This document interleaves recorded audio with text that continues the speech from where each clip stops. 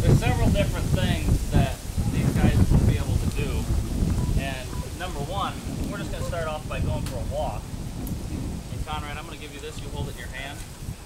And you just pretend like you're walking her, okay? But we're going to go heel. And if you're walking, let's say it could be a busy parking lot, a busy street, Conrad, we can just take off going that way. Her job is to stop if she feels tension on that surface. And I would normally never let go of this leash, but we have a pretty short one now, just kind of demonstrating. But she's guided 100% of the time with the leash that's around her neck. So mom or dad will always have control of her, walking her wherever they go with the leash around her neck. And if for some chance she pulls and gets out of the leash of my hand and I'm mom or dad, and the child decides to keep going, then it's still her responsibility to feel that tension and lay down. So just go ahead and pull again, Conrad. Now, if we were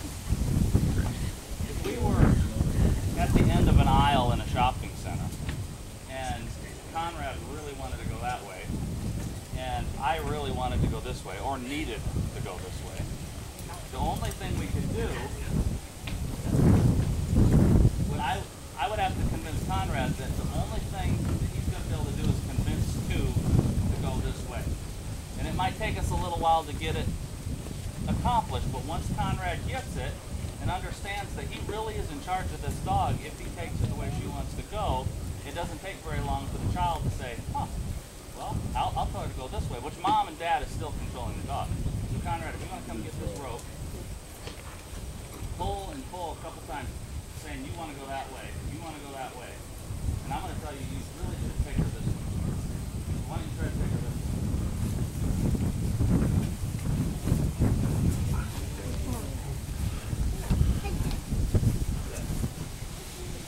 Same thing, if we get to an aisle on the other end, and you want to go that way, I think you're going to see it, she'll go this way. And it doesn't take very long before they decide that mom is right, that she somehow knows which way this dog wants to go. You can take the dog heel. In a very, very scary situation, which you should never get into this position, but if it did happen, it's available. Lay down. To where the dog gets away from your grasp, the child wants to go that way. Okay, now hold on. Okay? And there's a semi coming down this road, and you have to get the child out of the way. Come here, too. Come here. Come here. Wow. She will bring him back. You don't want to use that all the time because she doesn't know if the child falls over or is getting drug across gravel. You know, it's not her job to decide, am I pulling too hard? Her job is, come here, too. Her job is to get to me. And whether that hurts him or not, in a mild way, as a scraped knee or something like that, it could prevent something major. But the rest of the time, you don't want to leave her in control of deciding when to pull them and when not to pull them. So that's what this is for. And really, you would never want to say, okay, let's hook the leash on her, give Tristan or give any child the rope and say, go walk her, because then they're making the decisions which way she's going. And if they figure that out, you're in trouble. Okay, so anytime the child is leading the dog, you just have them do it with the tether. You go ahead and grab her again. And we just go for a walk. And mom and dad take the dog on a walk, and the child gets to pretend like they're walking. I can even put her on this side if it's better, you know, that they're walking in between us.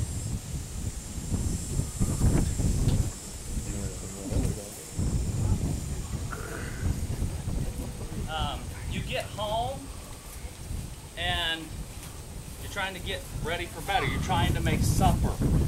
A lot of kids with autism see lots of things in pictures, okay?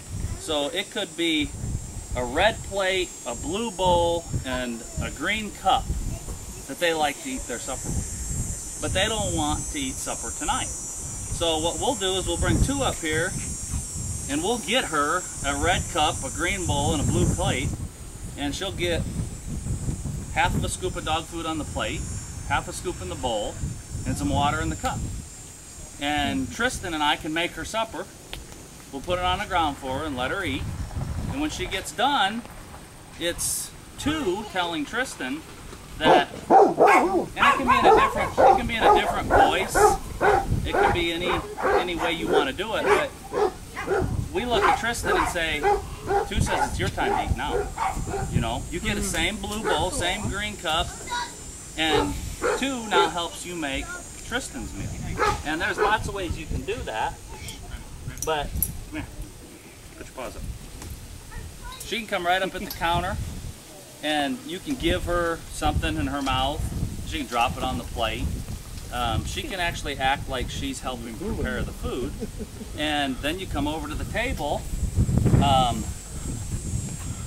Just take any one of these chairs. And you sit right here. Let me take one more chair from you. Ah, I broke one of them. I'm not going to.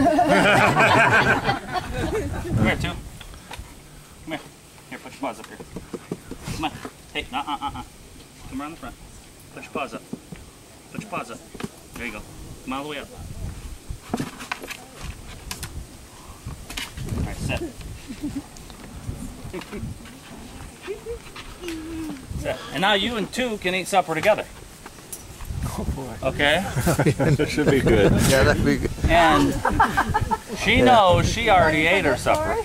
And that might be fun some nights, huh? To be able to eat supper with 2. The other thing is she will lay on the floor and play any game that you want to play, as long as you'll lay there with her. Things she won't do is necessarily get up and follow you. Why don't you just come over here and just sit down on the ground once. Take this.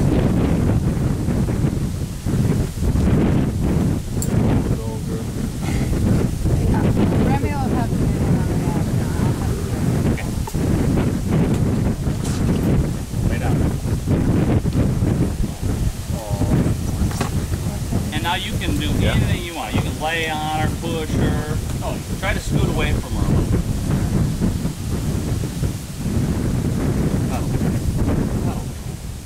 Collar over. Put your collar. There you go. Now scoot over.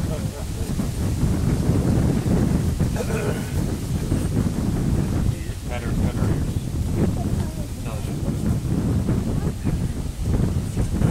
Okay, now scoot over. Now tap your leg. Just tap your leg.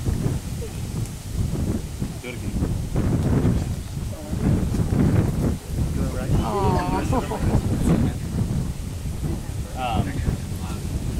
She'll sleep in bed with them. She'll take baths with them if they need that. And the last thing, and she's not very good at it yet, but the very last thing is kind of a search and rescue, hide and seek. Now, she might not even do it today, but we're going to try Conrad next to hide behind that black car. Come here, 2. Just wait now. I want to let her watch.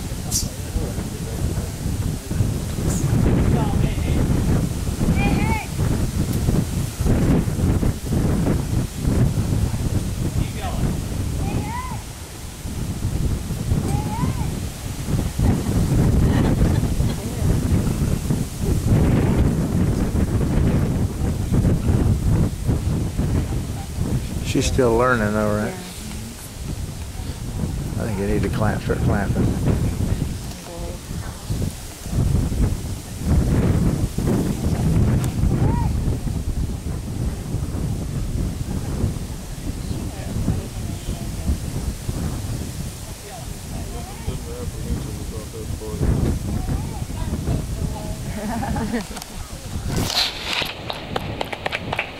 We've got about 4 or 5 months to go on this yet, which just barely started the search for rescue victims. What we'll do is we'll just give her the shirt to whoever she ends up getting with, and at that point we'll expand it to like this whole property, to where we'll tell her to go find Tristan, and he could be down there behind the LP tank, and she'll start at the house, around the house, and she'll search behind the house until she finds him, and you just got to keep up with her. You're not going to find him and bring him back. But if you keep up with her and just kind of follow her around, you will find the trouble.